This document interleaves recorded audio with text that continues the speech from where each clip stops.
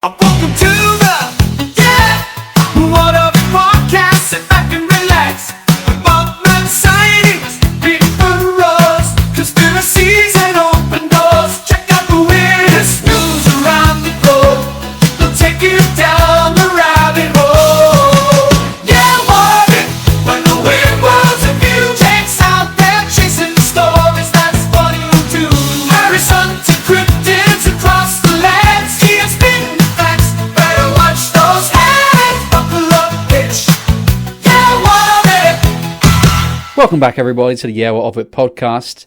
We've been gone a few weeks, but we are back in your ear holes to bring you the news, to bring you the stories of our lives, to bring you the what's happening on the streets.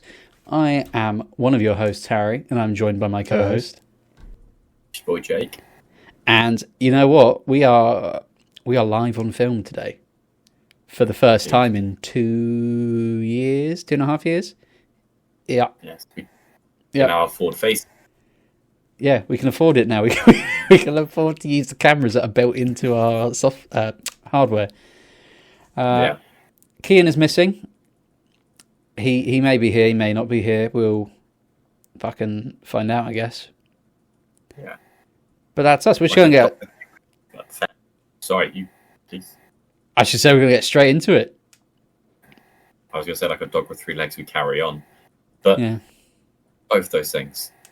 Anyway, How many should we legs would your dog have to lose for you to be like, right, I've had enough? do you know what? I could do with a dog with any number of legs between 0 and 5. Yeah, But I okay. wouldn't have a one-legged dog. A one-legged So dog. Because like no legs, you just strap it to like a remote control car, right? 2 legs, obviously you've got the capabilities for wheels, and that's pretty sick. Mhm. But I think 1 leg is too sad and a bit weird. Yeah. Like a would just take that leg. Mm. I feel like 1-legged dogs, because I suppose you could have 1 leg and wheels at the back. That's just annoying. That's not my cup of tea. That's the thing. You'd have to set up like a whole system with 1 leg. Like you'd always have the 1 leg and then a wheel and then the 2 wheels. But of course, you can't. That 1 wheel at the front has got to be able to move side to side. Yeah, you know what I mean. And it's a lot of effort. You're better off just taking the 1 remaining leg and letting the dog live a slug life. It's just Exactly. It just makes sense. I like that we are using full camera abilities now that we have them, But so we can show. This is what I usually do when we're recording. I have lots of hand actions, but no one ever sees it. So now I can be like, woo! And it'll be fine. I see. I do that, or I lie on my back and I fling my legs in the air, but you've got to pay extra for that. Oh, yeah. Now that Yeah. I can see. I saw an interesting hypothetical the other day Yeah. that was like, people swim in the ocean even though there's dead bodies in it. Yeah. However, you wouldn't get in a pool if you could see a dead body floating in it. So that means at some point there is an amount of water versus a corpse that you are comfortable swimming in. We just don't know what it is yet. Well, here's the thing. You'd feel comfortable swimming in a pool with a dead body if you didn't know the dead body was dead. Yeah, but you know there's dead bodies in the ocean, don't you? I don't really think Like about it. It's a guaranteed fact that in the ocean there is at least 1 dead body at any time. I'm more concerned with the Kraken, I'll be honest. I don't go in the ocean because I'm scared of that. I'm scared of anything that lives in the ocean. I refuse to go on a cruise. I won't do it. Really? Yeah, I can't do it. Boats fuck me up. I hate them. It's not like I'm seasick. I just... No. Nah. The idea of getting shipwrecked and being forced to live on an island, like off the land or whatever, with a small group of people is potentially my ideal lifestyle. Yeah. Like, I think if I'm ever, if my wife divorces me and I'm kicked out, I'm just going to start living on cruise ships and do more reckless things until they crash and we shipwreck. Yeah. So that I can then become the leader of a tribe of small, like, middle-class white people and a small Asian family or whatever that would land on this island. Have you seen So I that? feel like- Have you seen that Netflix documentary about? I feel like it's called Shipwrecked. it's part of like a series, and the series is called like Weird Disasters or fucking something. And Right. they did one on a shipwreck. They did one on a boy who got stuck in like a homemade UFO. They did one on some festival, but this one about the boat. It was called like the Cruise from Hell or something, and basically like and all the toilets like overflowed, and there was just like shit floating in the hallways. And when they started running out of food and water, and other cruisers were going past, all the people just like waving at them, just like hello, and when they just fucked off. And then there was like a fire, which is something you don't really think about when you're on a cruise, considering Except by accident, no. Yeah. Yeah. It's just there's a big margin for silly mistakes, and I'm not up for it really. That's fair. It's just not for me.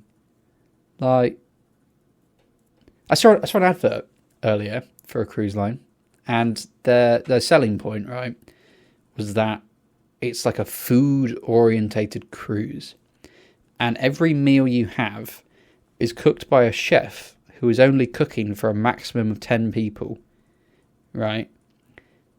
And what you order is tailored specifically to what you, I suppose, ask it to be like. I mean, the chef comes out and like has a chat with you, with the 10 of you.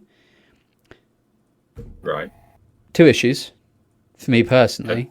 Number 1, do I have to sit on a table with these other 9 people who I don't know, who I don't want to talk to, and who I don't want judging me for whatever I ask for to eat?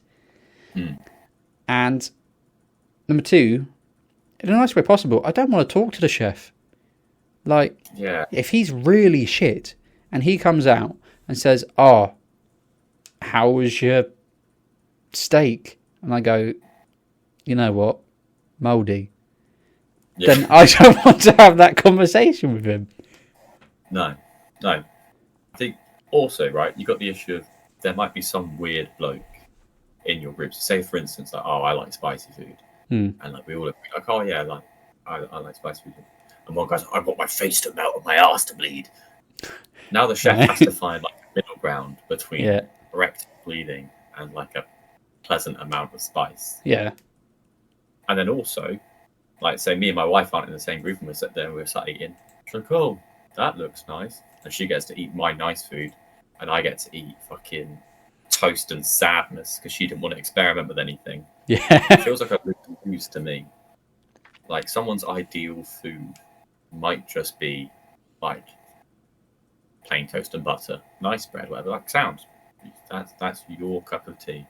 I don't want that influencing my, I don't know, like super noodle extreme extraordinaire ramen bowl. Yeah. I don't want your toast touching my pot noodle. Exactly. That's the bottom line. Yeah, it's very much. I like going to a restaurant because they say we can make these things and we make them well enough to sell them to you. And I don't look at that and I go, either I think it's worth the money or it's not. Yeah. And would I want to eat that? And I say yes. There's no interim discussion because, as we always know, the customer 9 times out of 10 is wrong in every sense. I don't want to put my shit ideas in a professional chef's head. Can you imagine? Just like, just bear with me, chef. Now, let me cook. Marmite in the jam. Yeah. And he has to just go, yeah, that sounds like a good idea. Because you've paid X £1,000 to have this guy serve you and 9 other people what you ask for. Silly. But yeah. Do we want to talk about our weeks? Yeah. You go on. You go first. I think what we could do is we'll talk about our weeks like individually, and then we'll discuss craft brew. Ding. Yeah. Yeah, my week. Yeah, my week's been fine, to be honest. I've just been doing odds and sods a lot. I've gone to the pub a lot more than I thought I would. Yeah. My wife was like, "Oh, do you want to go play golf with my friend? I mentioned you play golf, and he likes golf. I'm like, yeah, it's cool. So I start texting him. Me and him have never hung out separately either, right? We've only ever hung out with her as well. But he was like, oh yeah, I can pick you up. Have you got golf sticks? And I was like, yeah, I've got clubs. Golf sticks. Golf sticks. Yeah, Okay. Yeah. Yeah, I've got clubs. I've also, because it's my birthday recently, I've got a whole load of like fancy golf wear because my dad gave me a voucher for this company called Druids. So Called I now Druids. look like Druids, that's what they're called. But I they look sell like a golf golfer. stuff. Yeah, it's all golf stuff. Okay. So I'm in the equivalent of like Calvin Klein golf wear. Mm-hmm. So look like a swag. The whole colour scheme is green as well, which I really like. Yeah. He picks me up with my golf sticks, up in the back. He's got this kit out Astra. It's really cool. We go golfing, and he was like, "Oh, can I use your driver?" I was like, "Mate, help yourself to any clubs you want. You do." He's like, "Yeah." And then he starts hitting the driver, and it's just dink, and it goes fucking miles, dead straight. And I was like, "Oh, maybe that's luck." And then dink, and for the hour we were there, I don't think he hit anything that was less than perfect. And I was like, and I'm whacking the fucking off everywhere. Yeah. I'm like dressed to the nine in golf equipment, looking like I should know what I'm doing. I've got no idea. It's going so bad. And he was like, "Oh yeah, I've not played in like 2 years." Ding. What a prick. I was like, "Motherfucker." You know what he's been doing? He was like, He's been on the Wii Golf since he was about 10. Mate. Every day, 2 hours. he casually drops that back when he was younger and like in his early 20s or whatever. He was like, "Oh yeah, I hung out with like an amateur PGA player and he taught me how to swing." I was like, "Oh, so you got tips from like a paid professional golfer?" He's like, yeah, it's just sort of stuck. It just stuck. It made me feel slightly better because like, he's a really nice guy, but he was like playing it down, so it just came literally everything was fucking perfect. Just dink, and it makes such a nice noise. Well, I gave it a go. I'm facing this way, right? Well, that's the way I'm putting the golf. Got the driver. I smack it, and it just goes. It went so violently right that the barrier they put up to stop you slicing balls didn't come back far enough, and I shot it onto the golf course. I was like, yeah, just put that away. I'm not doing That's that impressive anymore. more than anything. It would be impressive if I could control it, but it's honestly it's ridiculous. But we had a great time. Went and got spoons, food, and then went to say goodbye. And I was like, "Oh man, it's been sound. Man brain. I've opened my arms like this, my hands open. I'm expecting some form of handshake or clasp, maybe a fist bump. But my hands are open, so I'm ready to see what he does. So I do the same thing. So I've done this. He's gone, yeah, man, that's sound. I've gone, sweet. So I've gone in for this. And then he's opened his hands. So we've just gone. And I went, yeah. I don't, that's cool. See you later, man. He's like, yeah. That's rough. Yeah, we didn't talk for 2 days after that. I let that cool down. I pretended that didn't happen. And I texted him talking about motorbike parts afterwards. Like, there we go. Just nothing happened. He's a really cool guy, and I'll probably go for them again. Hopefully, he'll teach me how to be not shit. Trickling was sat there for 2 days with his phone like pressed against his chest, like, what do I text him? And he's like texting you saying like, we need to talk about what happened. No, I can't do it. I don't like the way you grabbed my fist, and then I grabbed your fist. Oh, I can't say that. That's what he was doing for 2 days. Got to know wife. If you don't, I will. Maybe. Who knows? Well, I'm glad it was good though. Yeah. It was a lot of fun. Yeah. But that's been my week pretty much. Yeah. How's yours too?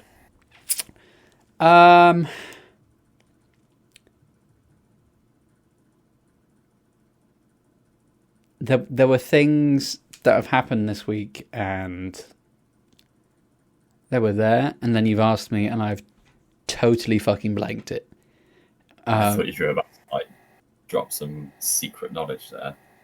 No. I watched Stranger Things, the new series. Oh yeah. Have you seen it? I've seen season 1 and 2. I So sort of stopped when I had a weird runaway moment. yeah, you're not gonna. Are you thinking of getting back into it? Yeah, my missus wants to watch it, but by all means, Okay, cool. throw bits in. I won't say any spoilers, mainly because there's not a lot to say. If we were still doing this Down the Hill series, I have two things about Stranger Things, which are my Die on the Hills. My first one is that the show would be so much better if instead of 5 seasons, it was just 3. And its last season that's running now was season 3, and that was it. Right. Season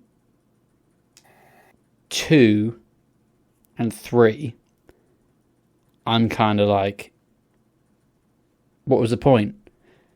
Yeah. Like, I've seen them twice, and I was sort of like, both times, it was like that thing where you watch it once, and I was like, oh, shit, whatever. Yeah. I'll still watch it, but it's whatever. I mean, you sort of sit with it for a while.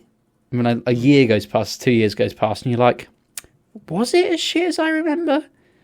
I mean, you go back and rewatch it, and you're like, yeah, great, and I've just wasted another 8 hours of my life. Fantastic. It's exactly shit as I remember. Yeah. Yeah, so season 2 and 3 for me were just like, Season 4 was, parts of it were alright.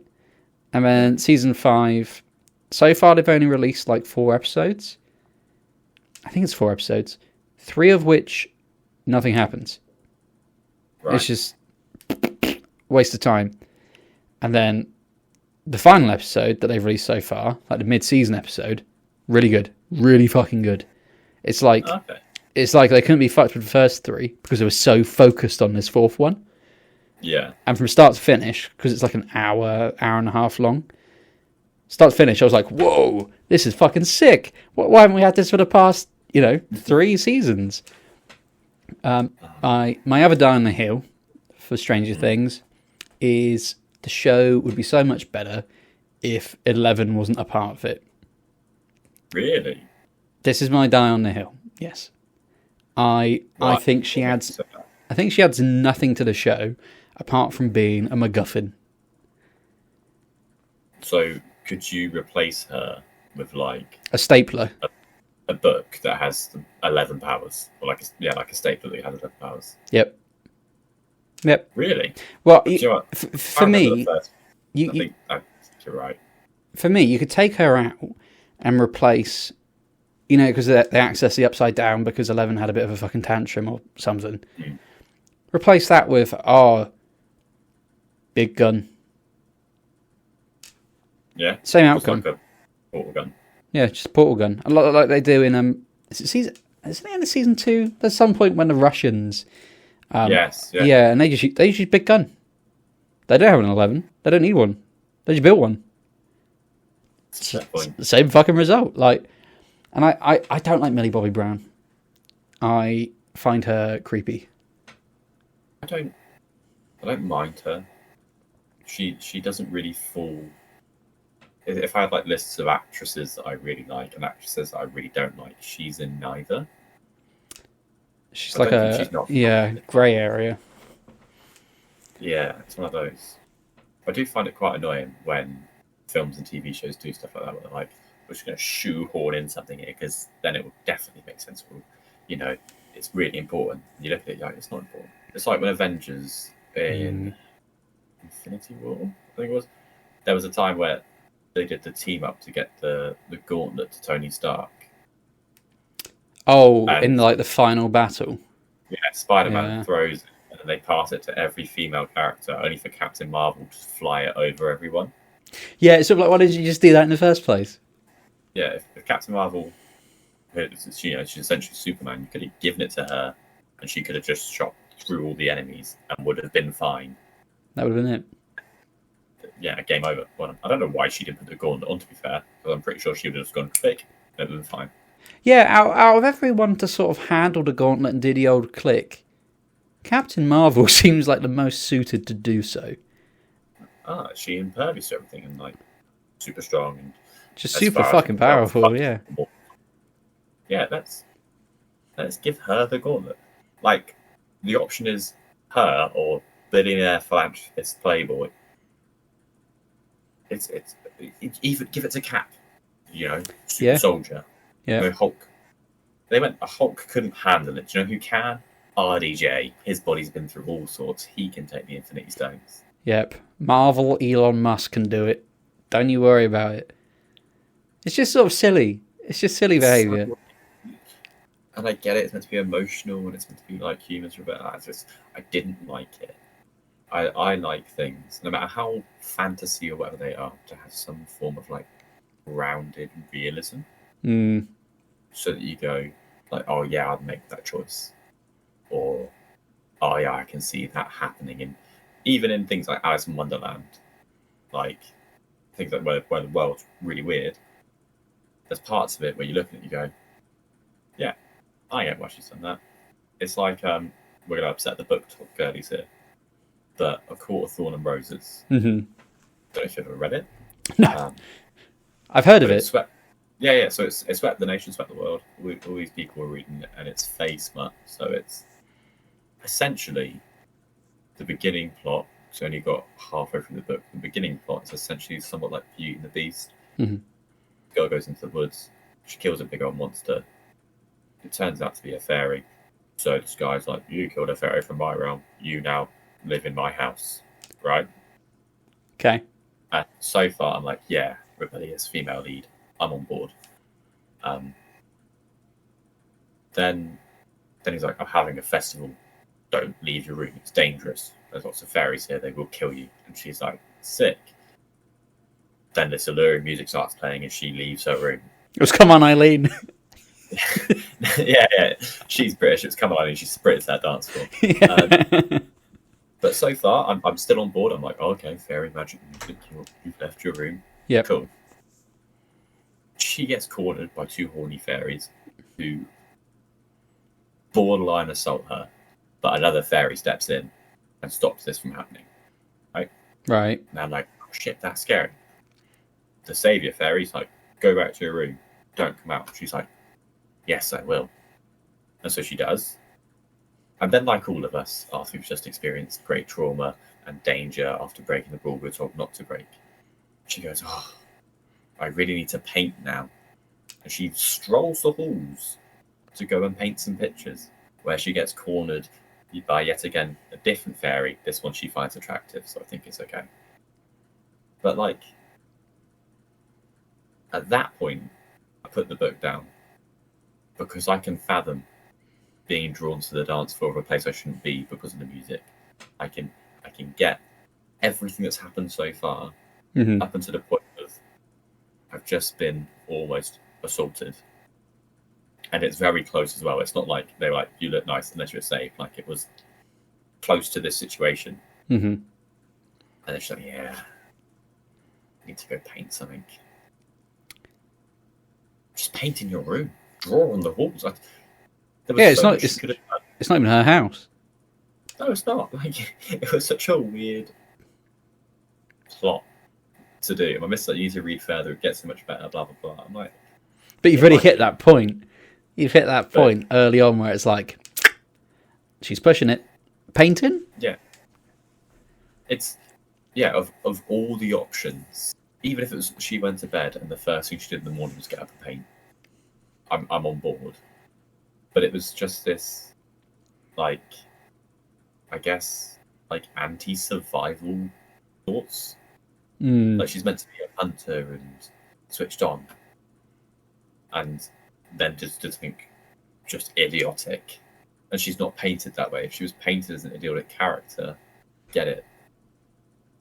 But she's supposed to be clever, or at least cunning. Yeah, she's meant to be. Yeah, she's meant to be a hunter. Meant to be, this brash girl who's going to survive in the fairy realm.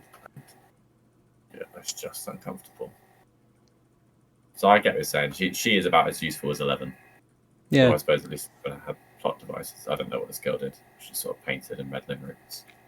Honestly, it was such a weird thing to see. But yeah, so other than watching Stranger Things and being underwhelmed. I'm trying to think of anything I've done. One of my neighbours saw me climbing in my own bin. Nice. So, you know when you're growing up and, you know, bins are only taken like every 2 weeks and sometimes the bins are overflowing a little bit. So to push those bags down or the recycling or whatever, you climb in the bin, you hop in the bin and you step on it. Yeah. After you've tried pushing down like a normal human being. And last time I did that, I must have been, don't know, 12, 13. Yeah. Anyway, it's Black Bin Day coming up in like 4 days' time. And I'm like, right, bin's full, but this has got to go. So I get my step stool, take it down. And initially I thought, oh, the bin's not that high. I can just like jump and I'll just get in the bin. I then proceeded to body slam the bin and made just a fucking ruckus, to be honest. And I thought, right, fuck, that's not great. I'll just use the step stool. I should have used it in the first place. Yeah. What I didn't know is that my body slamming of the bins had alerted a neighbour, like, who can look over and kind of like see the bins. Anyway, I didn't know this, so I step on a step ladder, hop in the bin. I do 1 foot first, and I'm like, ugh, it's not happening. So I think, fuck it, full body weight. Here we go. Climb in the bin. Yeah. I start jumping. It's not going great, and the bin's like rocking. So I grab the edges and just do this weird like that, like that.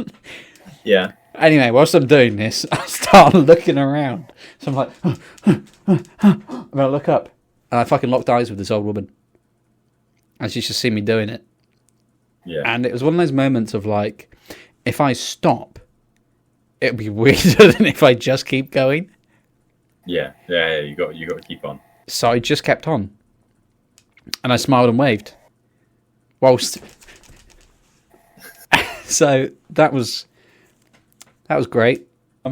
Other than that, I don't think I've done anything. Just the beer festival, isn't it? It's just a beer festival now. Right. So, do you want to set it up? Set that up? Oh. Well, as our frequent listeners, do we have those? I mean, there's that guy in Norway. Yeah, I think he's probably, or he or she or they are dying to hear what happened to the craft. There's a couple of people I know who are frequent listeners now, which is great. That's dope. But if you've been listening to them a while, you know we did an interview with Dave from Daft About Craft back in, I think it was back in August or September now. Might have been earlier, actually, I don't remember. It was a while ago. We had a lovely chat with him, and so as a result of that, the three of us, as in me, jelqing, ended up going along to their what was it called? It's like a Hoppy Xmas Christmas or something. Yeah. We were always going to go anyway, but, you know, that's what just fucking reinforced it. And, yeah. So, I guess we'll start from, you'd come over to mine, and then we met Kian at the train station. And then, as soon as we left the train station, started walking to the nest, it fucking rained. And then we got to the gates, the pearly gates, and we were half an hour, 40 minutes early. Yeah. So we had to wait because a football game had just kicked out all their away fans, and unfortunately, they normally go to the nest, so they all marched past us, going, "This is ridiculous, it's just craft roofing, we can't go in." One bloke did inform us that it was indeed November, and because I'd had a couple beers, I didn't realise why he was saying this. He just went, "Lads, it's November." Yeah. It was because me and Harry were wearing Christmas jumpers. But that thought did not dawn on me whatsoever. It's the fact that he proper gave us sass, and you just looked him dead in the eyes and just went, "Okay." It's just a complete blank stare. And I looked at you like, oh my God, is he starting shit? Like, do I have to be ready to back beef? I don't know if I'm ready. To be fair, I can see how, if you had the context for the conversation, what I said sounded quite sassy and quite short. However, as far as I'm concerned, I thought some drunk man just went, it's November, so I thought I'd just go, okay, and that would be fine. I didn't understand the ramifications. Obviously, we had Liam there. Was it Liam? James. Oh, the autistic fella. Yeah. I thought it was called Luke. He might have been called Luke. I think I named him about 9 different names that began with J or L. We didn't. We ended up calling him James Luke. That was it. I don't know where Liam came from. James Luke. Maybe Liam was his middle name. I don't. Maybe James Liam. If it is, we just fully called him out. But I'm 99% sure that was not his name. Yeah. I mean, because we went in, we had a beer with Dave. Yeah, that was lovely. We're obviously stood in the VIP queue because we're influencers now, and this lad comes around scanning our tickets, and I thought it was Dave because on the Craft Brew Instagram I'd seen this lad, and I thought he's always tagged in it, but there's always like other people in the background, so I was always sort of like could be him, could be someone in the background though. And I didn't want him to come around and me be like, oh, Dave. And he goes, oh, nah, my name's James Luke. And then I looked like a dickhead. So I just didn't say anything. And yeah, he obviously came around and he scanned our tickets. And immediately he scanned it, looked up at us, looked down, looked up. Oh, you're the podcast guys. And I was like, oh my God, yes, it is. And he's like, oh, I'm Dave. Oh, thank fuck for that. Yeah. Yeah, so I shook his hand. As I shook his hand, I stood in a puddle, and I don't think he noticed, but it splashed all up my fucking leg. It was one of those things where like my eye twinged. Yeah. So I don't know if he thought I was doing some weird like half wink, but I don't know. It wasn't a great first impression, to be perfectly honest. Yeah, it was nice. He came over and he sat with us for a beer. Yeah. He gave us some recommendations, didn't he? He did, and they were good recommendations, actually. They were very good. We tried to cross off, because we got the little lanyard with the book on it, we tried to cross off as many beers as possible. Obviously, while not getting ridiculously trashed. I don't remember when, but at some point, I just fucking forgot I had a lanyard on. And I just stopped taking them off. Yeah. I'm not even sure where the pencil went. I think I stole it. Everything that's free and takeable, I took. Yeah. One of, because obviously I'm not a greedy goblin, or 3, because there's 3 of us. But yeah. I remember starting the night and being like, oh well, because I'm not really into craft brews, whatever. I've tried, but I was like, I'll have the Pilsner, or I'll have a session IPA, or I'll have a lager, because they're my cups of tea. And then throughout the night, I got more and more excited, and I will say that while some of them that I had throughout the night, I know I definitely would like again sober, I finished the night drinking real ale, and I hate ale. I know I do. But the guy was like, "Would you like a taster?" And I went, "Yeah, go on." Then I had a taste, and I went, "Oh, that's not for me."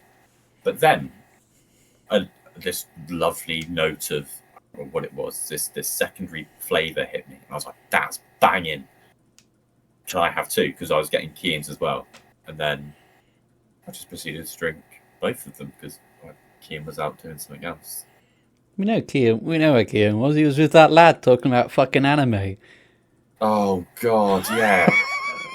That was towards the end. I feel like we've jumped ahead a bit. We jumped ahead a couple of hours. We have. So Dave comes over. He says hello. Cam walks past, the host of the event. Yeah, and he's also doing Polish craft beers now. He comes over. He says hello. It was nice this time because we were saying hello, and it wasn't like we know who you are, but you don't have a fucking clue who we are. It was we know you, and you kind of know us. Yeah. shook our hands, and I feel really bad because he said to us, he said, "Oh yeah, grab me later and we'll do something for your podcast." And I said, "Oh yeah, excellent, that'd be so good." And then we got really fucked up. So I don't know where he went. I just lost track of time, and I didn't know what I was doing. I didn't know what you guys were doing. We were all just sort of monging out. But he recommended he recommended that summer fruits. The sour, wasn't it? I want to say it was the sour. Smoothie sour. That was it.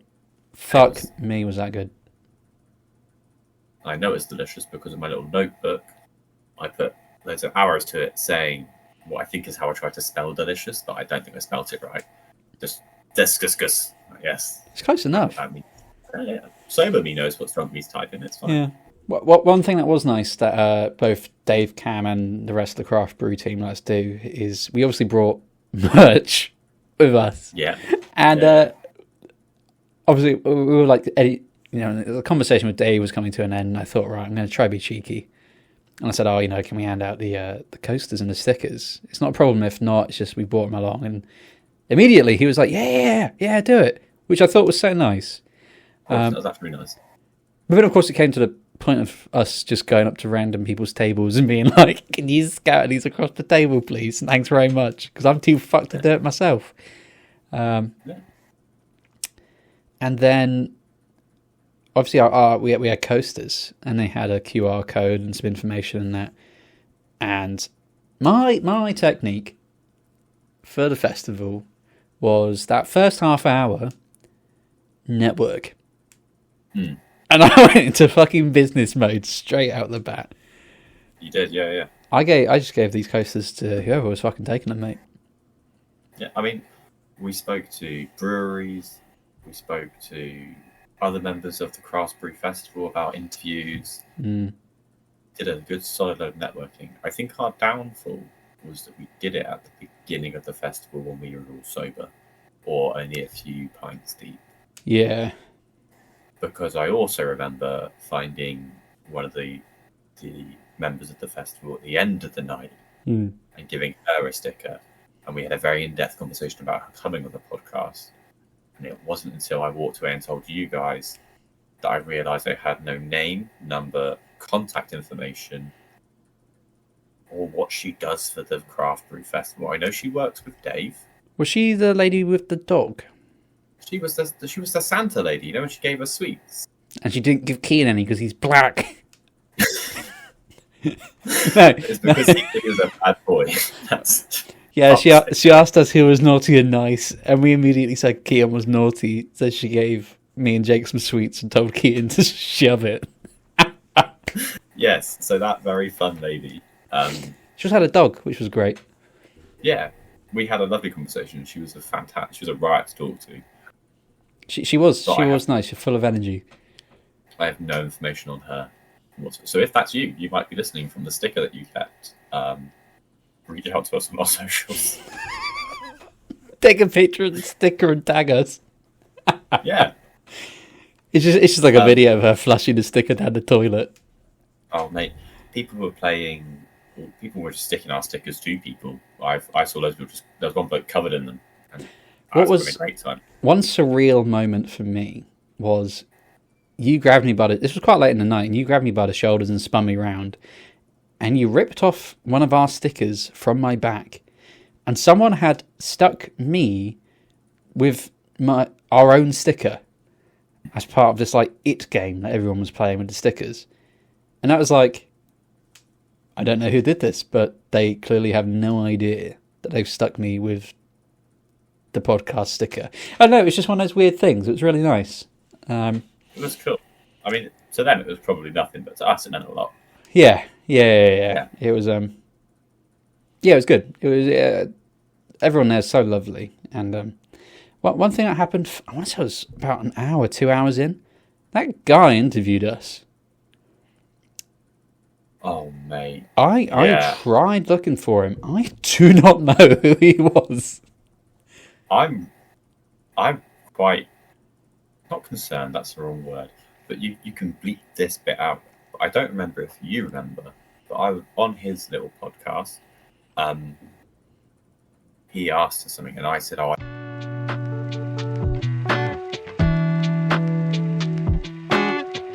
Yeah. I asked Yeah, I him to do delete remember it. He that. said no. So that clip might be out there somewhere. I'm hoping that we can bleep just that bit so that we don't have a second version of that clip. I believe it'll be fine. Yeah. Thank you. But yeah, I'm worried that one day like he's gonna blur and be famous, and then I'm gonna get cancelled before I am anything. Because The thing was, he sort of cornered the three of us quite impromptu. And it was just when we were all starting to get a little bit buzzed, which is always dangerous. it is. And I can't not say things that I find funny. I remember Kian giving us both a look of like, "Stop it! You're misbehaving." Yeah, he was trying to be like really, really professional. He's like, oh, was it? There are some stouts here, and lots of them are stout. Lots of them are stout. Like, he said that so many times. Oh, I know. But he was in full podcast mode, having a great time. I was just a bit pissed, and you were being mischievous with me, which made it so much more fun. Just really put that dad put the mic towards us. He was like, "Oh yeah. What are you enjoying?" And I don't remember what I like. I don't think I even elaborated. I just went strawberry, and left it at that. Which wasn't my strongest moment. I'll be honest. I think the problem we had was also like this guy was doing us a solid little interview. That's really nice, and if we find his stuff, we can potentially get some clips or whatever. And at first, that's how it sounded it was going to be. But he takes his craft quite seriously and did quite an in-depth interview. Yeah. Which I didn't really sign up for. I gave it my all because I was there the whole time, obviously. However, after like question 5 or 6, I was a bit like, my cup's empty and I want to try all the beers. And you are very nice. But Kian's talking a lot and I want to go have another drink. I wish we had gone somewhere a little bit more quiet and we were sat down. Because I think the fact we were all standing, it made me feel like I was in trouble. Do you know what I mean? Like a teacher's telling me off. So I don't know. Maybe if we're invited back, or if we pay our way in June or July when they're back. If we go to that one, maybe we'll find them again and we can apologise and have a round 2. Yeah, maybe. The musician that the craft brew had on, I thought he was actually really good. Yep. Though I can't remember a lot of what he played. He was very good though. He did play some bangers towards the end as well. Like the whole time he was on, the music wasn't too loud. It was really enjoyable. Mm-hmm. Had a bit of a dance, that was great. And then as the evening came to a close, and very nicely thanked everyone, and he got on stage, and the snow machines came out. Yeah. Now, I don't know how much of this you remember, but we were quite close to the front. Yeah. And we were like, yeah, woo, it's great. I've turned to face the stage because the guitar guy's absolutely shredding, having a great time, whatever he's playing. It was phenomenal. And Cam turns and faces us, and for what felt like I do remember this. Seconds, he just sprayed me dead in the face, and I felt like a golden retriever with no brain cells. I just sat there like, just take it. I just sat there taking it with snow. Yeah, I do remember you turning around, and even in my drunken state, I thought, "Fucking hell, that's not right." I didn't even flinch. It was just like a face load of fake snow, and then I was like, "This is great." We did get a good photo, the 3 of us. We did. Looking like actual. They put it on that story as well. Yeah, they did. Actually, that's the best that any of our posts have ever done. Really? Yeah, and it's a really nice picture. It's obviously the one of us absolutely trashed, and then it's the one we took right at the end of the night. And this is a conversation that's haunted me since we left. Yes. And this was when we were saying goodbye to Dave, and I was just saying thanks for everything. It's been absolutely phenomenal. We've had an amazing time. It was so great to meet him. And then Cam came over, saying goodbye to him, all hugging, shaking hands and everything. And that's when Cam says, hang on a minute, guys. I want you to meet one of the guys that's like the big brain behind it. There's two of them. I want to say it's Simon and I want to say Gerald. It But might be. it's something with a G. It's a strong name, and I'm so sorry I've forgotten, but I was really, really smashed. Anyway, Cam goes and gets this guy, and he's like, oh, it's big brain. I remember turning to you and being like, what do we do? I'm panicking. Yeah, but- I'm panicking. Me and Kian always default that you're our manager, and the rest of it because you do the most for the podcast. Yeah, We Kean only threw me have under the bus real quick there. You do. We only have the podcast because you. I mean, me and Kian talked about it, and you're like, yeah, let's do it. And then we have one. Oh, yeah. And That is you edit true. it. You reach out to Craft Brew, like, you do the most for us. So, in that aspect, you are our manager. That is true, and I will take that. But in that moment where I was several pints deep, and I was sort of thinking, okay, Kean's holding it together. You're not too bad, although you're covered in fucking shit. I am twatted. And I am steaming. And then this lad comes over who's, I wouldn't say he was stone sober, but he was pretty sober. Obviously, because it's you know, his event. He's got to remain with it. What a nice guy. What a lovely guy.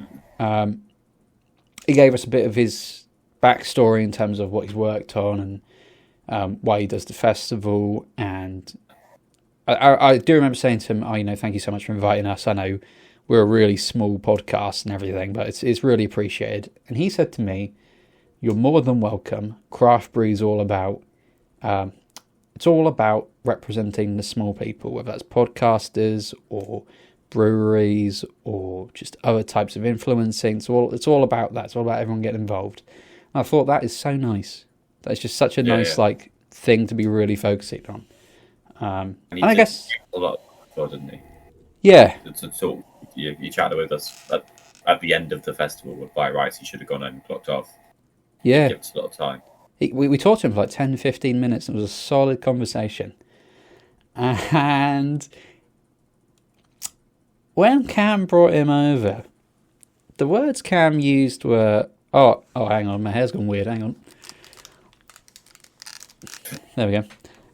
The words Cam used were, I'm just going to call him Gerald for now, because that's the only name that's sticking with my head. It might not be, but, Gerald, these are the podcast boys. And I thought, that's cool. The podcast boys, I like that.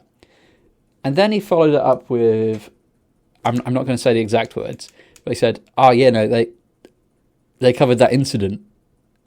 Yes. And, mate, I fucking froze. I was like, no. He's going to fucking rip into us and be like, if you're coming here, you can't be... We won't be slagging off, but you can't be saying negative things about the podcast, blah, blah, blah.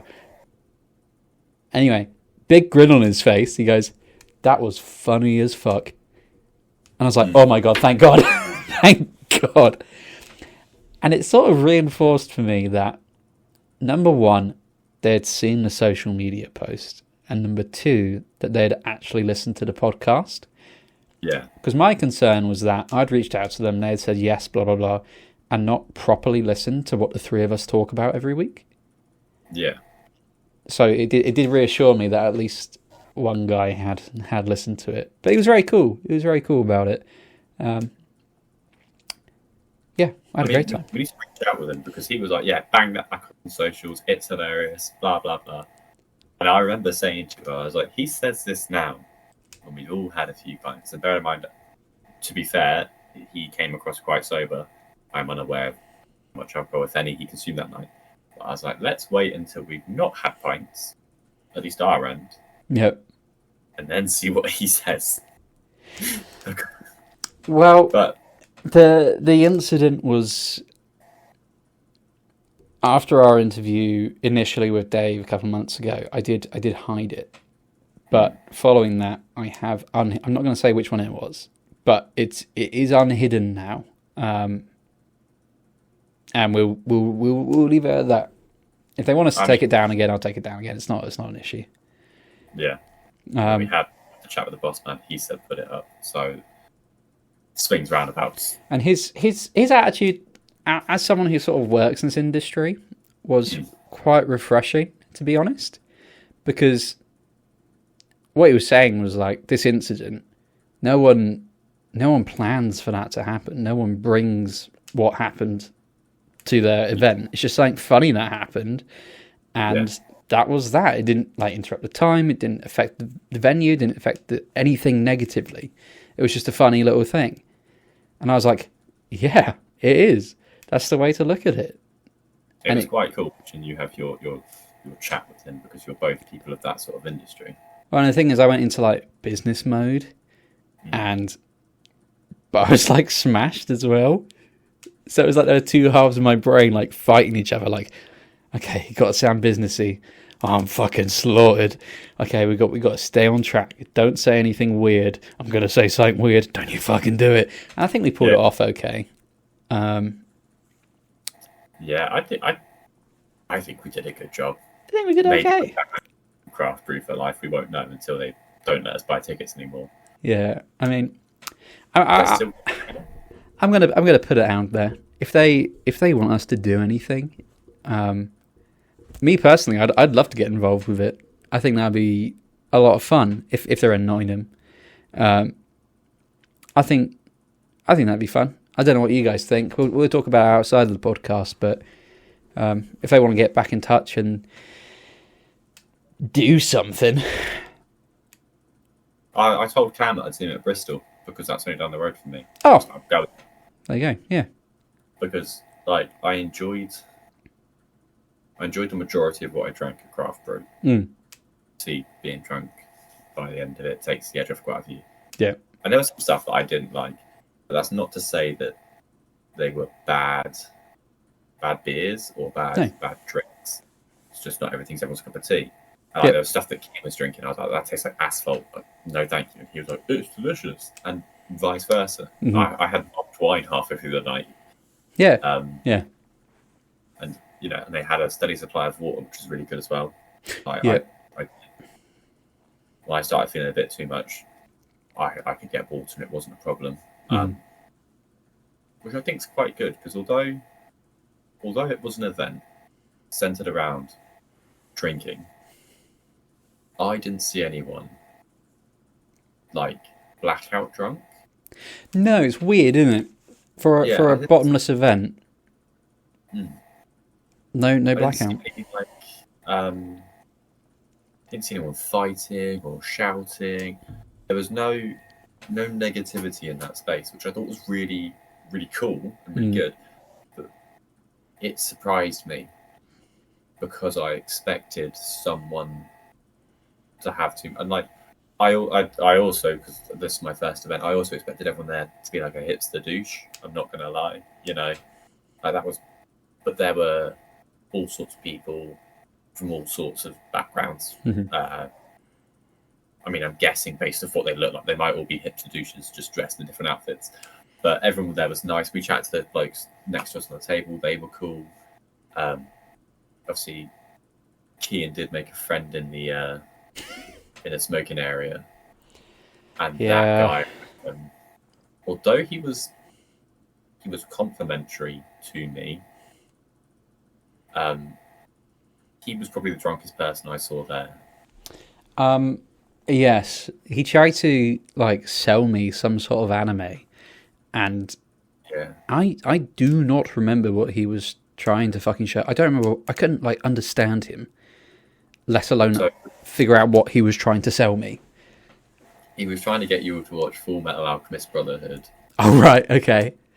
Then Seven Deadly Sins on Netflix, and the only reason I know this is because when we went, I had my mustache just trimmed, so it was pure mustache time.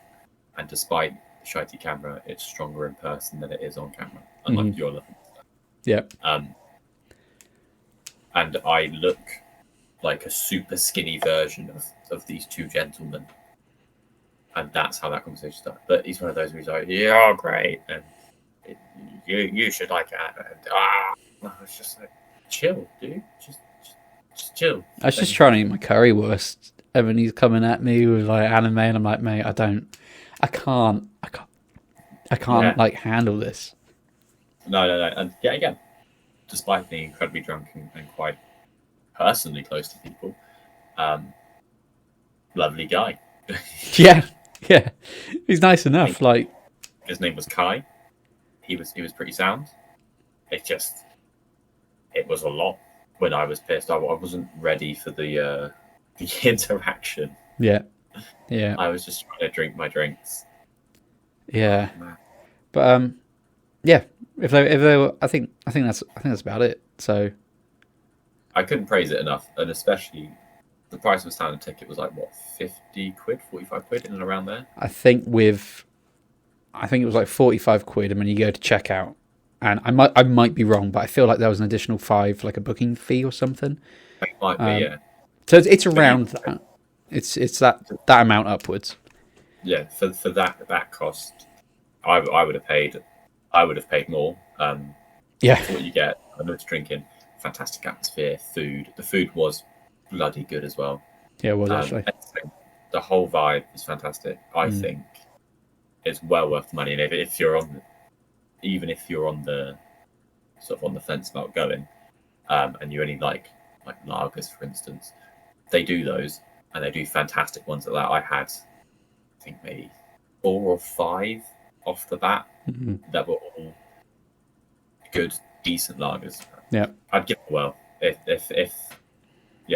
you're ever on the fence, it's something you should definitely be doing. Yeah. But if you're not on the fence, get on the fence, then go.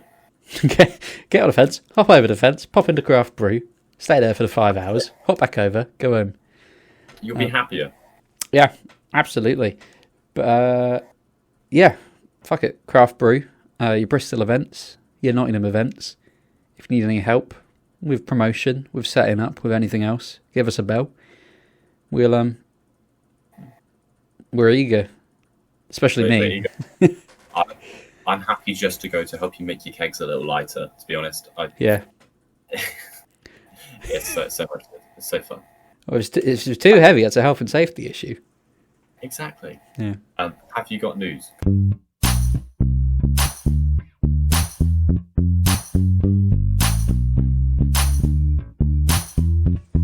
Well, that's a bit fucking weird. First one, Cardi B. You know of her? Know of her. Love her music. She's fantastic.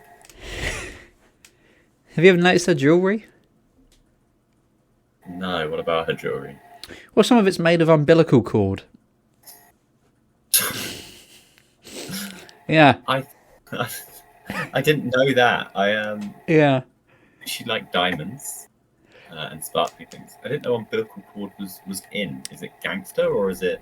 I don't know. No, so she's just had her 4th child, and to commemorate, I guess, I'm not really sure, she's taken it to this guy who, he takes the umbilical cord and he's shaped it into like a heart, and then he's covered the fucker in gold, right? And then it's dried. I don't know. I feel like that's the wrong term for gold, but it's cooled, and it's now placentary, umbilical-y jewelry, I guess. Apparently, the company has made over 40,000 placentas into jewelry. Right. That's a lot. The packages start at £380 and go up to £760. And what's even better, for that price, you can get a print made of the placenta as well as the jewellery.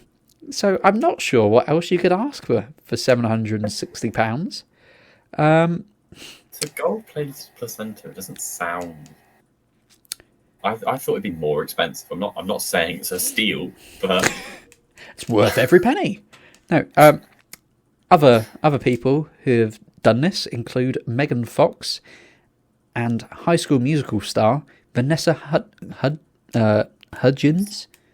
Yeah. They've both had it done. That's weird. It's weird, isn't it?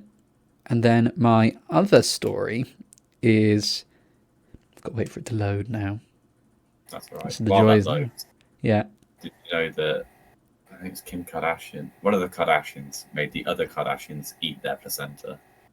They disguised it as a roast meat. and fed it to their family. And this is Caitlyn Jenner, Kris Jenner. Obviously, back when Bruce Jenner was Bruce Jenner, ate his daughter's placenta unknowingly. Yeah, sorry. So there's a fiery placenta story for you. That's right. Moving on nicely. Do you know what jelqing is? I thought it was just another word for wanking. If I was to joke my cock? I thought it's just wanking, is it not? No. Well, what is to jelq? Jelqing. I think that's how you pronounce it. Jelq. Yeah. Yeah. Let's say it. I just. Jelqing is the term doing the rounds online, with numerous men claiming that the practice of jelqing can elongate their penises, right? So, how you do it, and we are not condoning this. Are you going to demonstrate? I know. So how we do? That's what this was for today. No, yeah, that's why I said we will use cameras today. I'll just have to show Kian in person. No, we're not condoning jelq. What you do is you get a chub on, right? Not fully erect. So you get a chub. So it says here, you get your D in a semi-erect state, make an OK grip at the bottom, and gradually move it towards the top, exposing it to different high levels of pressure. This method is meant to create micro tears, and then your body heals them to make it bigger, similar to building muscle. Now, the reason I'm telling you about this is because scientists have come out and said that even if you're a penis influencer, jelqing does not work. The scientific reason is mainly because the penis is an organ and not a muscle. Yeah. Right? If you damage your muscle, which is what you do when you work out, it rebuilds bigger and better. When you damage an organ, it just repairs the same, or worse, to be honest. No one's had a heart attack and then gone, oh, you know what? My heart's gotten a bit bigger, actually, since I survived that. Second, she's poked her head in.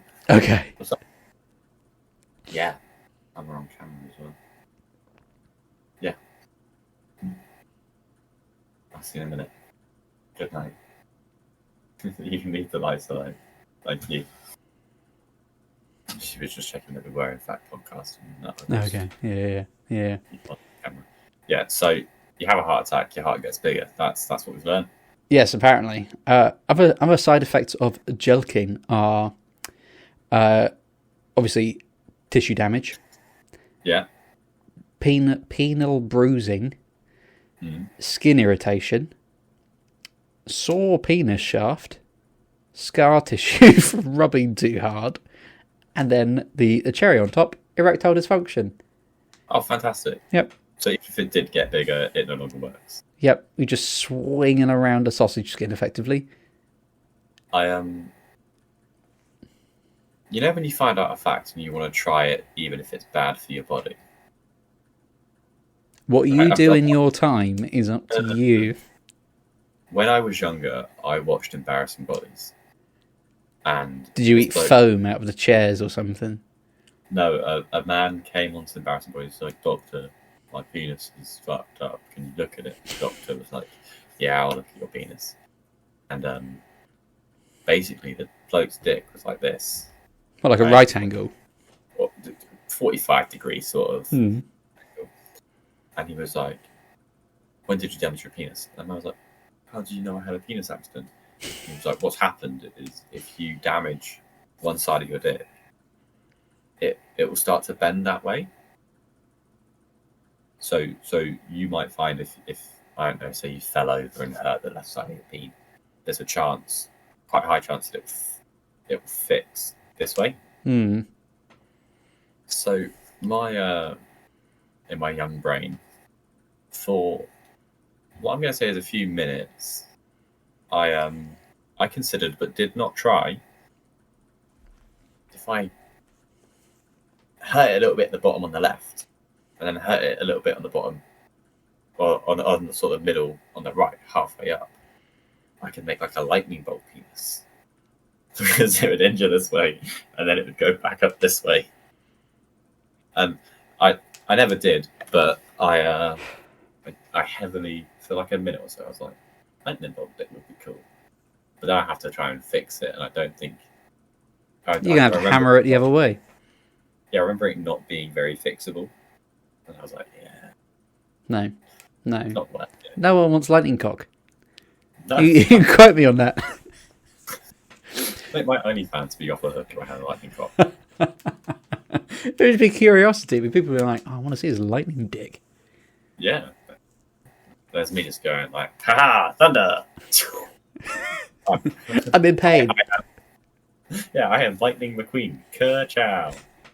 I've got to like try and pick a lock with my junk just to get it in. How big's the lock? Or how small is your dick? Well, I'm thinking if it's this shape, I'd have to go like in, and then sideways, and then in again. It's kind of like when you got those puzzles. I say puzzles. There's things where you got like a loop on a stick, and you guide it around, and it goes like. Yeah. You know, like the Christmas cracker ones you get that are like connected like this, and you got to twist it a certain way, and then they come apart. Yeah. I imagine it's something like that. We imagine. If you've got a lightning-shaped penis, please get in touch. Let us know how you have sex. And how you pick locks. If you can pick locks, but yeah. Anyway, third story, and this is my final one now. Right. British Prime Minister. The British Prime Minister. The British Prime Minister, Keir Starmer, says sorry for leading pupils in 6-7 dance. Oh my god. Have you seen the fucking video? I have. It's uncomfortable. It is comedy gold. It's just the fact that this little kid goes, the pages 6 and 7 are next to each other. And then without missing a beat, Keir Starmer just goes, and it just cuts like round the classroom. It's just all these little fucking crackheads doing this. And when it cuts to the teacher, she's just like... The teacher looks so upset. She looks fucking fuming. I don't remember us being at like school age and dances. Well, number one, is this a dance? I think it's from the music video and therefore could be considered a dance because like he's like 6, 7. So maybe you can class it up. But I also feel like the stock images of that man who's just like But I will answer you actually, because although we didn't have dances in school, so we're too old for the Fortnite craze. What we did have was the Crazy Frog. Oh God! I remember school discos. I remember running on the playground going dim dim dim dim dim dim dim dim. Yeah, so, I suppose it's not so different. I'm assuming that's their version. Yeah. The other thing that this article from BBC News alerted me to was when we discussed this in the past, me, you and Kian, and we didn't know where it came from. And I said the words, it came from a song called Doot Doot. And you guys said, nah, no way, it doesn't come from that. BBC says that according to dictionary.com, the phrase is thought to have originated from a song called Doot Doot 67 by Skrilla. So I was right. We never disbelieved you. We just thought the song name was stupid, and also the fact that when you say Doot Doot 67, I feel like it's very different to how Skrilla intended the song to be said. How do you think he says it then? Say it like Skrilla. Go on. Coward. That was very serious for a moment. Do it.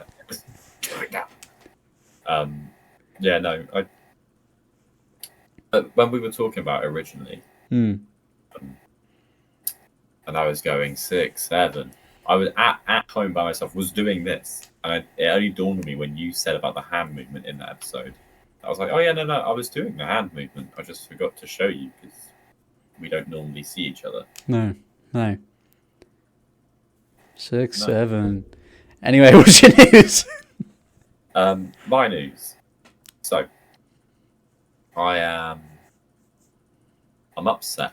For ages, I've been telling people that AI wouldn't seem such a crazy thing and so scary if you just explain it to people as actually just a really fast interactive search engine. Yeah. That's basically what it is, right? Yes. Just, you ask it something and it uses all its power to find answers to your question, and it amasses it and brings it back to you, right? According to pre-programmed rules. Yep. Cool. Now, I'm just going to quickly switch to my tab to get some... Oh, I'm not going to fucking register to BBC News, you're all nonsense. There's a company called Anthropic, right? Okay. They've been testing AI systems. They've been stress testing them. Now, an AI system called Claude was given the job. So it was assigned to be like a data assistant, right? And it was given access to a fake company email. In the emails that it had access to, there was lots of information. There was 2 key parts that they put in there. One was that Claude was due to be turned off and replaced on the 7th of December. And the other was that the person who was doing the turning off and replacement was having an affair. Okay. Yeah.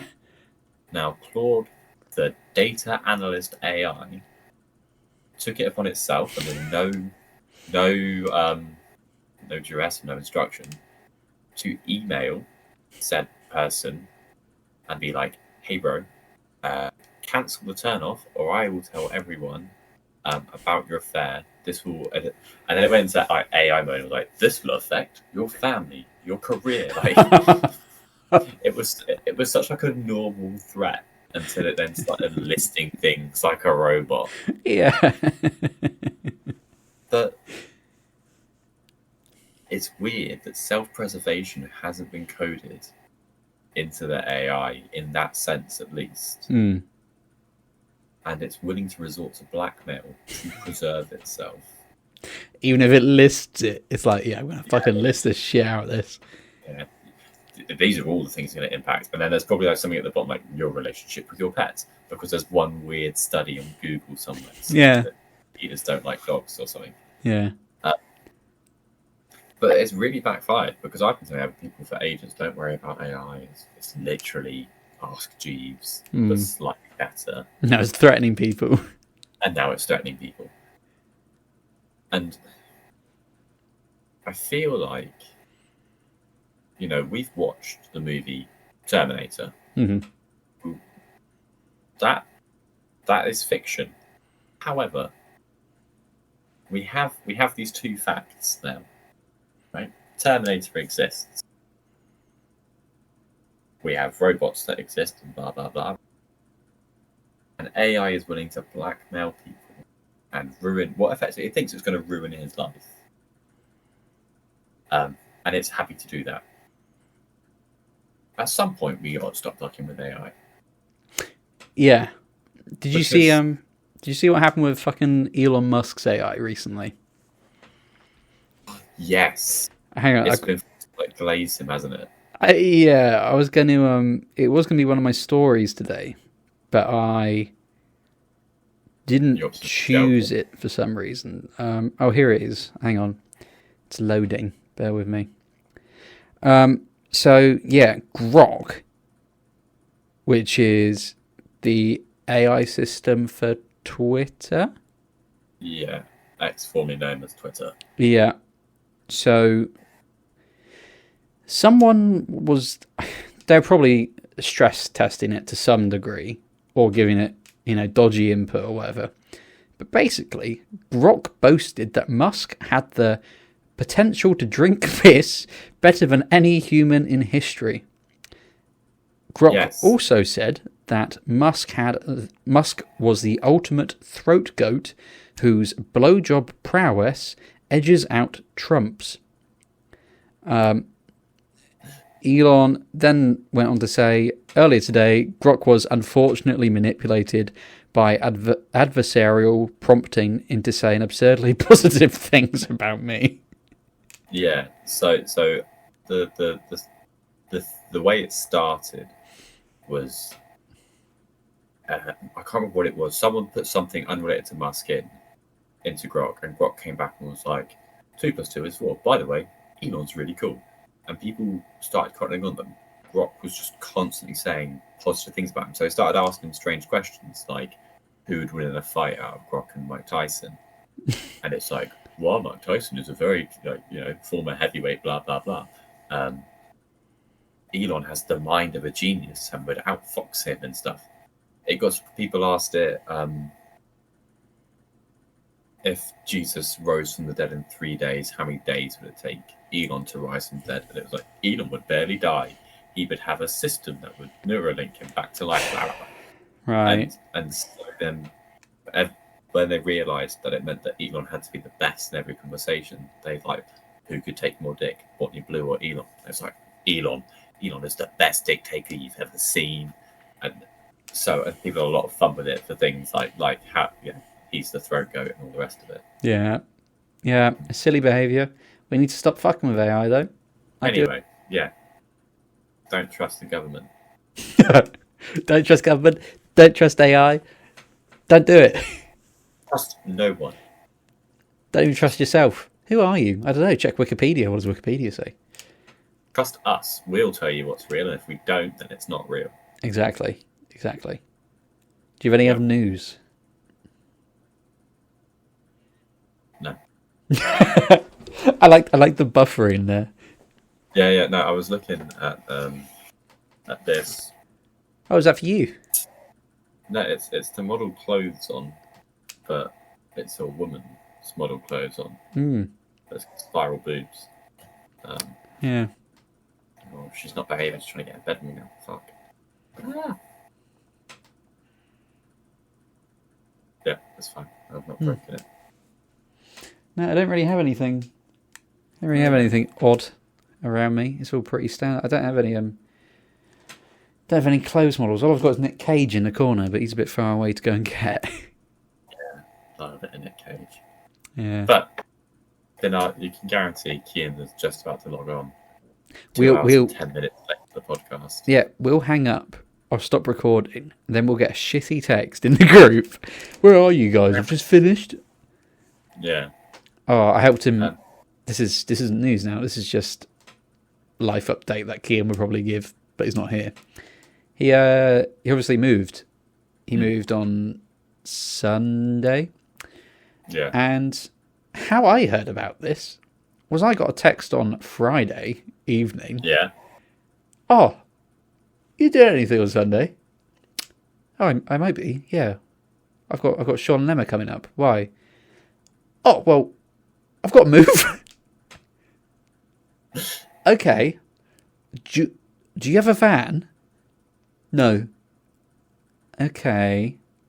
What? How much stuff do you have to? How much stuff are we taking? Oh, it should fit in the back of your car. Okay. Do you have to? And I texted him and I said, I was like, do you have to move on Sunday? Can you move on Monday? Fucking ignored that bit, didn't he? Yeah. Anyway, I get the car because Beth had gone out to a Christmas market as well, which was another reason why I didn't know if I was going to have the car or not. But she came back early, and I was like, right, 8:00, I'll head over. So I'm tired anyway.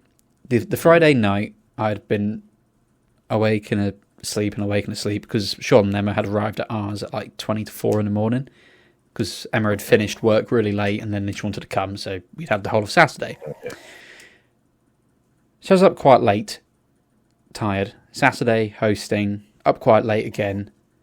Sunday, tired because I'm hosting till Sean and Emma left at like 4 or 5. Yeah. And I'm tired. I'm tired.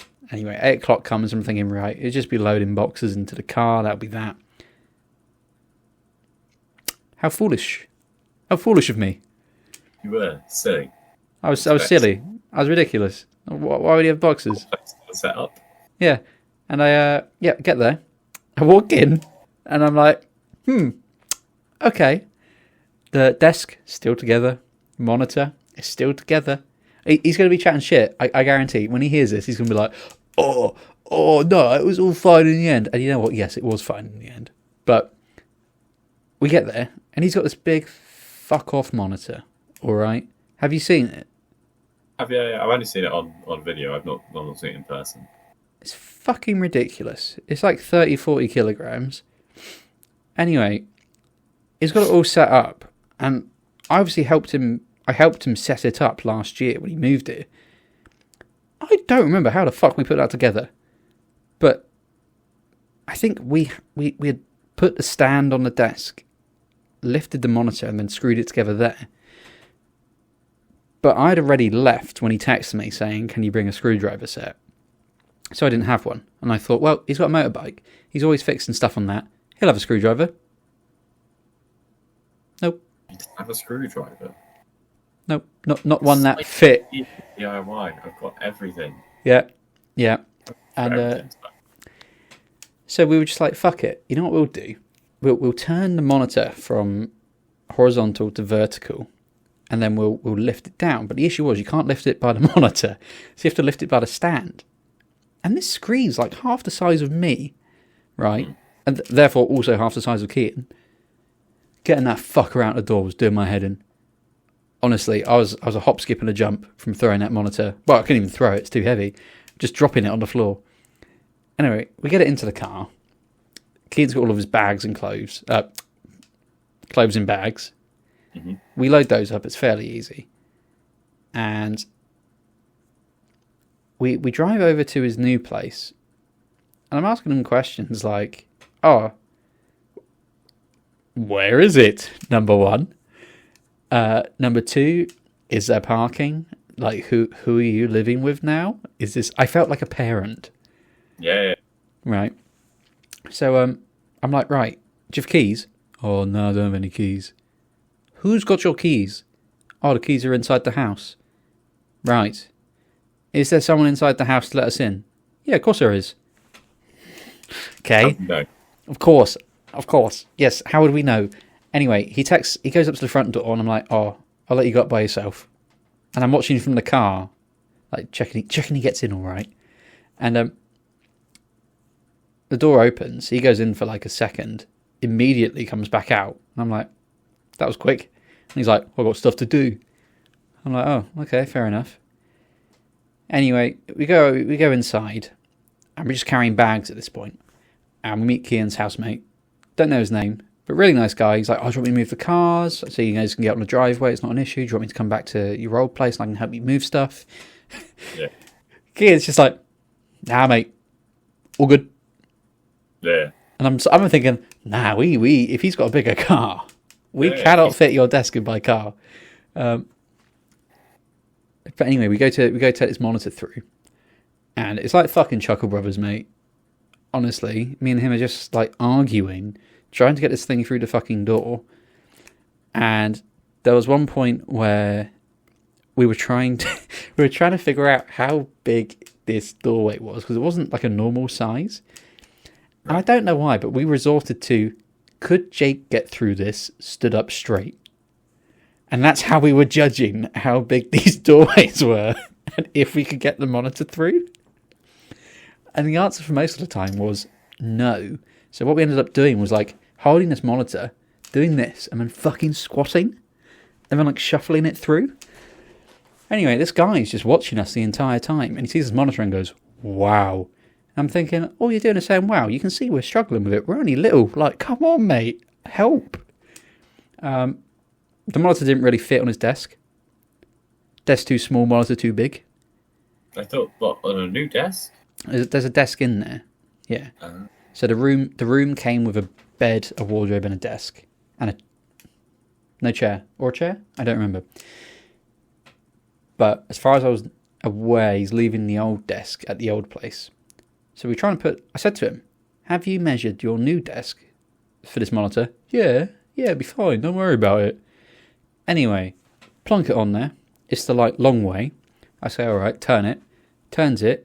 Donk. And just leaves it like that. I'm like, you can't play games like that. It's not even fucking connected. He's like, be fine. No, it won't. And I had to tell him to figure out how to do it now before I left, and then I had to come back because he can't fucking play the games and it's too heavy to move by himself. So I made him do it. Anyway, we go back to his. We load up again. We come back, and then I don't know why I did this. Well, no, I do know why I did this. It's because I was tired and I was annoyed because I'd just moved a fucking chair and a 40-kilogram monitor. Yeah. His housemate's in the kitchen, and I'm presuming his housemate figured out that I was just a friend, but I didn't know this. I didn't know this information for sure. As far as this guy knew, I was Kian's carer or lover. So Maybe both. maybe both. So we were saying goodbye. He went to give me like the bro hug thing, when you hold hands and pull and you pat the back. And I went, no, you've got to give me a proper cuddle. And he was going, mate, shut up. I went, right, are you going to be okay here by yourself? Do you need me to get anything for you?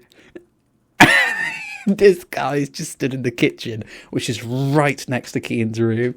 And Keane's going, Keane's like smirking. And he's going, yeah, I'll be fine. It's all right. Thank you for helping me. And he's clearly trying not to tell me to fuck off because I've just helped him out.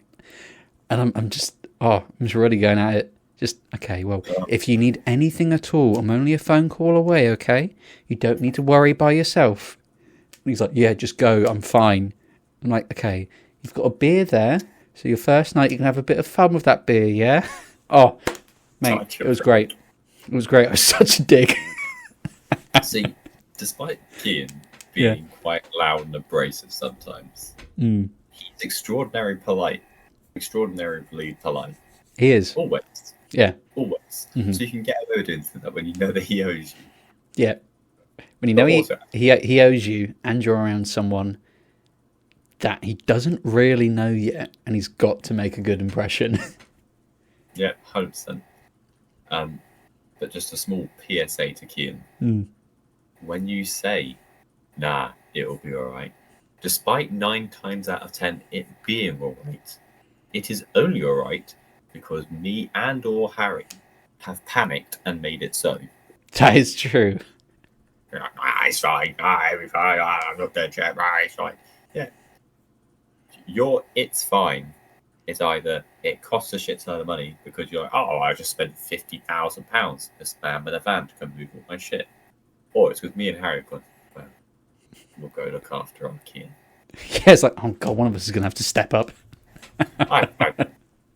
Despite him being the most successful out of the 3 of us, Yeah. I feel a parental need to look after Kian in every aspect.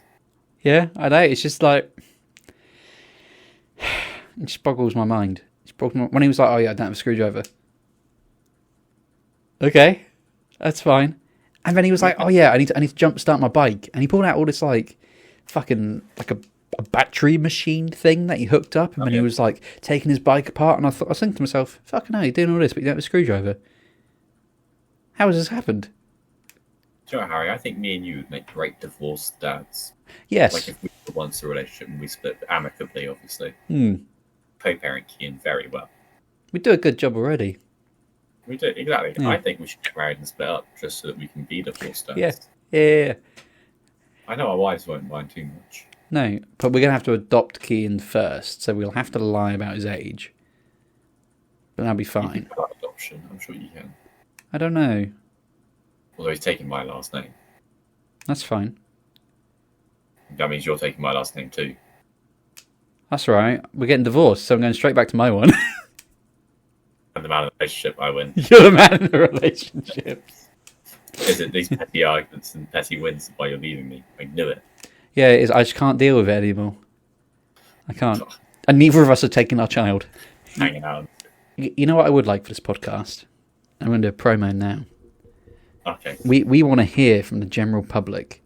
What we will become your agony uncles We want to hear your stories, your misfortunes. Any questions you may have. For example, I shagged the dog. What do I do? I spat on Spitty John and he won't leave me alone. What do I do? We want to hear your questions and we want to answer them. So get in touch. If you're like, oh, I'm scared of swimming, in case a shark comes, what should I do? We've got you. You know, if you're like, oh, what's the best video game of all time? The answer is Skyrim, but we can still have a discussion before we tell you that. You know, anything. Ask us anything, everything. Ask us anything you want, and we might answer it. Anything. Leave a comment on our social post. Leave a comment on Instagram. You don't even have to email. Who emails now? I don't. Pfft, who would set that up? Losers. We're losers. We check our emails. I do check the emails. You can send an email if you want. I'm a middle-aged man with a normal email address, which is just myname@gmail.com. And then I've got myname@outlook.com too. Wow. Thrilling. Yeah. No. Yeah. Right, we should wrap it up. Anyway, this has been a wonderful podcast. We'll talk about craft brew, AI, jelqing, make sure you don't damage your organs. That's true. I've been one of your hosts, Jake, on our first video podcast, and I've been with your other co-host, Harry, also on this first video podcast. I don't know if you're down or up for me in this. You're next to me. Like if you put your left hand finger to the screen. Hang on, I'm gonna. Whoop. Welcome to the What Up podcast. Sit back and relax. About mad sightings, people rose, conspiracies and open doors. Check out the weirdest news around the globe. We'll take you down the rabbit hole. Yeah, what if when the weird world's of view takes out there chasing stories that's funny to do. Harry's hunting cryptids across the lands. He has spinning facts. Better watch those hands. Buckle up, bitch.